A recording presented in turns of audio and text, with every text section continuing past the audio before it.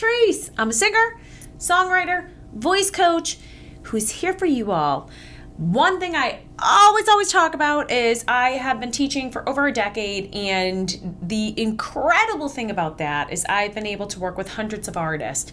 And in that time, I've been able to observe and notice the things that do work and the things that just don't. And so that can be with technical things, and that can also be with our mindset. Certain things that we have to overcome, or certain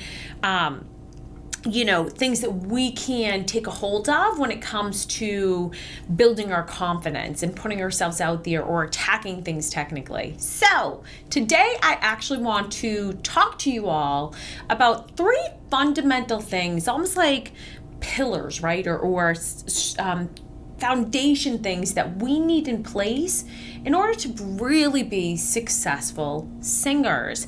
And a part of it deals with technique, but a part of it also deals with our mindset.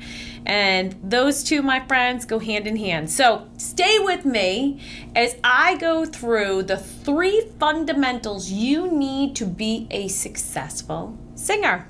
Let's dive in.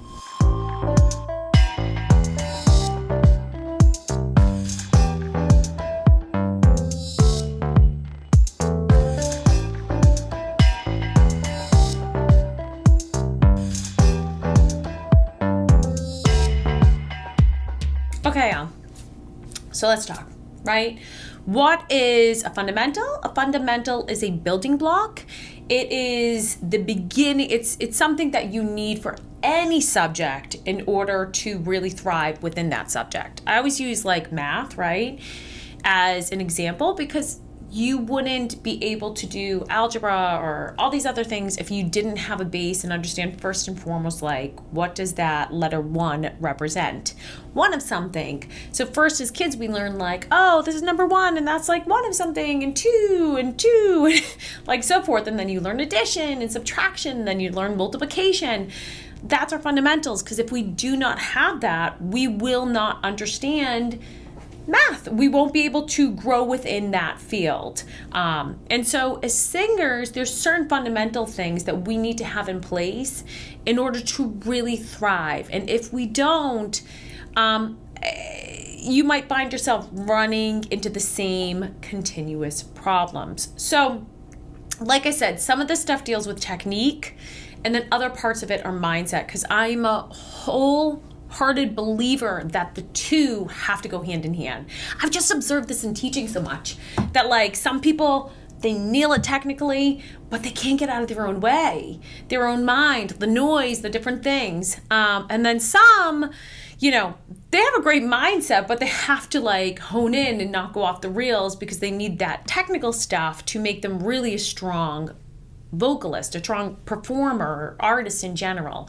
And so first thing I would say is a mindset that I instill in all my artists, or hopefully, and that is to not fear things, right? The second we encompass fear, it puts stops on us. So be it fears with technical stuff, right? If I fear hitting a note, typically I'm actually not going to hit the note. So I would say like the very thing you fear is the very thing you create. So that doesn't mean to go at the note aimlessly and just like, yeah, whatever, I'm just going to do. You want to have technical background on how to hit notes and what you need to do to place things. And for other videos on that, be sure to check out the page and the channel. But yeah, you want to adapt that mindset because you want to be able to go after things. And technically, when I strip that from me, I'm like, okay, I'm going to take away the fear of the notes or fear of those high notes. Typically, that's where it's at. Some people with the lower notes, but there tends to be such a high fear with the higher notes, in particular with belt, which is those mid to high level notes that are, they're bigger, the selling notes of the song there. And so maybe we've just as a culture put so much emphasis, or like, oh my God, that person can sing so high and and it just puts so much pressure on artists, and it's like, but yeah, we need to kind of get rid of that idea of the fear and at least approach the notes, right? Because if I can at least approach the notes and I have some base of technical stuff, I'm going to be more apt to hit that. And the more times, that doesn't mean you're going to be perfect, right? But the more times you hit something, the better you're going to get at it. So I would say to you all to start to adapt that mindset that I am not going to fear this. I'm going to approach it from an understanding of how to do this, right? But I'm not going to stop myself from letting the technical things do what they need to do. So that would be first and foremost, is really instilling I'm not going to fear things. And this could even span into the idea of like, as you grow as an artist and you want to book gigs or you want to do certain things like that, reaching out to people. Sometimes there's the fear of like rejection. We don't like it. No one likes it. It's part of the process. It's bound to happen, right? But if I kind of go, okay, great, I'm not going to worry so much about like sending this email out. I'm going to prepare it, be diligent about what I'm going to present, like have my stuff together, which kind of leads me to the second part of the thing I was going to say is like finding the answers, right? So number 2, I'm going to kind of segue it into that there because it seems to just, they go, again, a lot of stuff goes hand in hand. That's what I'll say too. Like a lot of times these things are very much dependent upon each other to have a really good foundation, right? So you need, I don't know if this is a good analogy or not, but like you need the cement filling for a basement if you're going to build a house, but then like you need the structure of like the wood frame in order to hold things up as well. So the two kind of go together. They're two different materials, but they're equally important in putting together and constructing that house. So with that being said, with the fear end of it, it's like, and approaching certain things, and talking about like how to book gigs and stuff like that. Like if you putting things together in the proper kind of way, if you don't know, finding the answers, like that is so important. A lot of people that I found can become dependent on others to find the answers for them. And I would say part of finding the answers is seeing if you can find mentors or people who are ahead of you who can help you work those answers out when you have those questions, like technically how to do things and so forth. But be really diligent. And if you can almost create the habit of like, if I can't find the answers or I have a question, I'm going to find the answers for that. It's really the right way to say it. Like if I have a question, I'm going to go seek and find the answers to that, because it's either that people become dependent upon someone else or they just kind of go, oh, I guess, gosh, how did they do that? And not even potentially approaching it on an end of like, geez, how'd they do that? Okay, let me find out how they did that. Let me see, deconstruct that, figure a lot. I've heard a lot within the past year, and maybe it's my own awareness, but like of reverse engineering, like, okay, I want this, but like, how do I make that happen? And so that would be like the second thing I would say is just creating that habit, beat mindset that I'm going to find the answers for these different things. And so not fearing things, number 1, going after those notes in the proper disclaimer in a proper way with the technical background of things. And be sure below this video, you can sign up. There is a link to the first part of my program, Learn to Sing Like the Pros. And you can find the first part of that for free by signing up today. And that will help with that, because there are just some staple things that you most definitely, if you watch any coach, they're probably stressing a lot of very similar, if not the same things. And so I want to be able to give that to you today so that we can take care of that, so that you can get the knowledge you need and then start approaching these notes and going, okay, great. I know I have the techniques. I know I have the tools of the pros.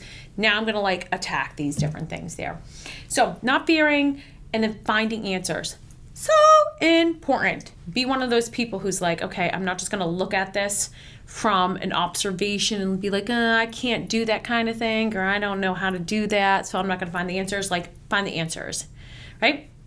And then the third fundamental that you're going to need to build a great foundation as an artist is be yourself, right? It's really, really, really hard to, how do I say this? To let go. We're like inundated with other artists and we obviously like people. So we're going to be like, hey, I really like what they're doing, so I want to do that. And there is an there is an aspect as an artist that you are taking from others, the things that you like, but make sure that you're taking from others and you're being you though. Like you're putting that around you. Kind of think about like if you were to put together an art piece and you like someone else's stuff, you might take certain colors, or say you liked multiple different paintings and you put them up and you were like, geez, what do I do from here? But I want to create my own, right? You might take some of the colors from this one. You might take some textural things from this one. You might take the landscape idea from that one there. And you might put it all together to make your own. So there's elements of each of those different paintings that is a part of your painting, but it's put together differently. It's with your hand as the painting thing, so it's your stroke that's on there. I'll say this with people covering songs, because it's a hard thing to go, well, how do you be yourself when I'm covering someone else's song, right? That's a valid question. We are copying things. Yes, you're copying the notes they're singing. You're copying the melody. You are copying the lyrics, right? But you are putting it in your voice. And no one has your voice. No one has your tone. People can be very maybe similar and have certain similarities, but like your voice is your voice, just like your thumbprint is your thumbprint. No one has that. So yeah, we're borrowing certain things. And even then, as you become a skilled vocalist and you learn more and more, you can change things up. You learn to, manipulate the melody a bit there. I mean, there's always going to be certain constraints that you are keeping. Even if someone went nuts, they'd probably still be keeping the lyrics, right? Even if someone went, they could change up certain lyrics or chop certain lyric things up. But in general, there's always going to be that element there that we can't escape if we're taking a cover song. Otherwise, if we're just completely distorting it and keeping nothing, it becomes an original, which could be cool. And lots of people are inspired by other people's stuff. But you still are, right, to go back to that there, you're still taking certain things. You're always going to be copying certain things. But the most important thing is it's within your voice. You may even change the keys to fit your voice, which, again, I advise to do.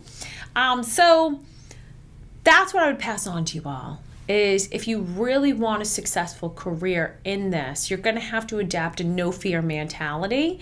And that doesn't mean, hey, listen, I'm saying this, and there's still times I have to put myself in check. Quite frequently, maybe every week, right? But I kind of know that there's value in getting rid of that, or kind of going, okay, why are you fearing this? And like coach my way through it to myself so that I can get past that, right? So that doesn't mean these things, just because you start to say them, they're just like, boop, they click, and you'll never have to put effort into them. And I think that's probably the reason that some people don't end up by succeeding or reaching their goals, is because there's an amount of effort that goes into instilling these habits that not everyone's willing to do. We want to just kind of have things and be done with it. And that's kind of not the way that it works, especially as you become a professional in your field. There's a certain amount of energy and time that goes into understanding that field and honing in on your talents and your skill sets. So that would be that there. And then what's the other part there? Don't fear anything. And then we had OMG. Let me see here my notes. Oh, find the answer. Find the answers. Super important. Find the answers to the questions you have. And it can be streamlined by finding those who are ahead of you, who are professionals in your area that can help you out there, and then being yourself, right? And that in itself is a process, and it takes some time to do that, right? It can take some time to gain the confidence. So getting the answers to things, not fearing approaching things, that's going to build that confidence that allows you more and more to be yourself. All right, all. So be sure to subscribe, comment, comment things you're running into. That helps me to better service you all. And be sure to check out that free link below this. It is the fundamentals of singing, and you can have that all today for free by just signing up below. So hope this helps, and onward we go.